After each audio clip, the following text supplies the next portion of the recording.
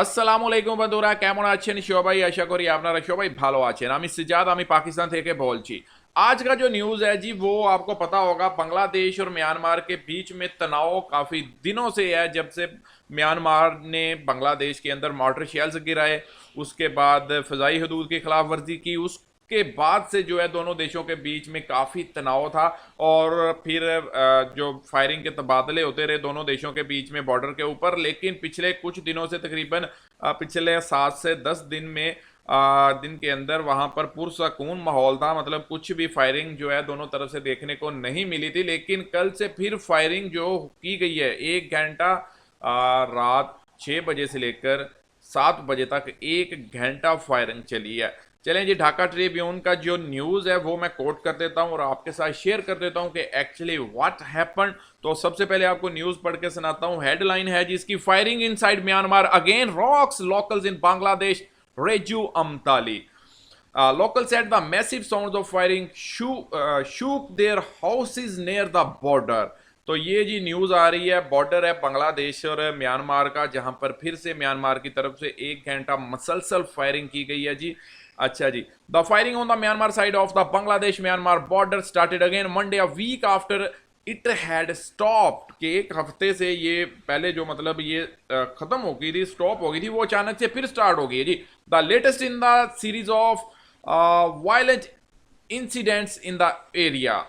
Firing resumed on the Myanmar side of Bangladesh Reju Amtali border close to pillars 39 and 40 of Ghumdum Union in Bandarbans, Nakhongchari Upzila, and continued for an hour, gripping the locals with fear.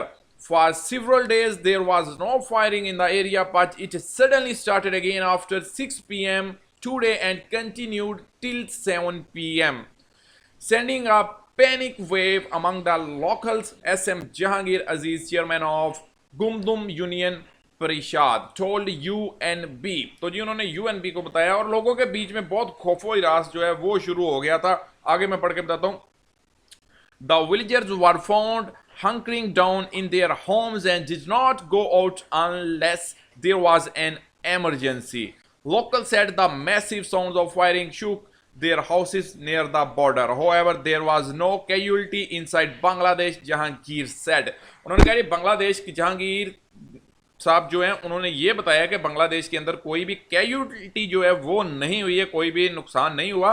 लेकिन माफ कीजिएगा, एक हफ्ता से जो ये firing जो है वो बंद थी, वो अचानक से स्टार्ट हो गई है जी। अच्छा, इसके ऊपर और भी लिखा हुआ है, और firing has been continued on the Myanmar side of Bangladesh Tombru of Gumdum for the past 2 months।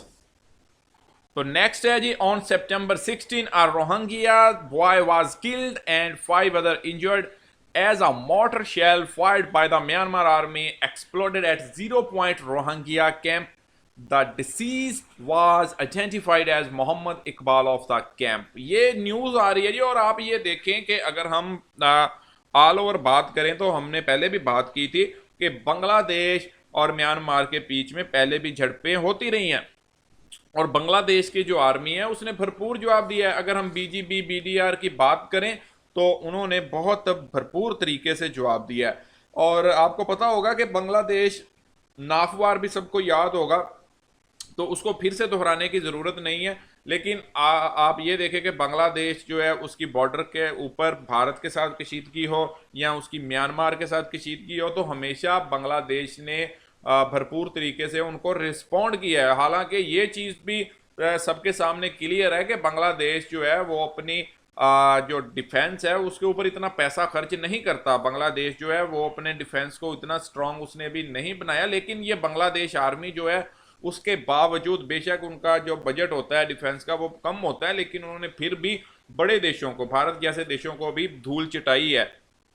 तो चलें जी, अब कुछ बात कर लेते हैं कुछ और टॉपिक के आगे के जो कुछ दिन हैं वो कितने इंपॉर्टेंट होने वाले हैं। और क्योंकि बांग्लादेश की जो प्राइम मिनिस्टर हैं शेख हसीना वाजिद, वो बांग्लादेश वापस पहुंच चुकी हैं। वो 18 दिन के टूर पर US और UK टूर पर थी और वो आज ही बांग्लादेश वापस पहुंची हैं।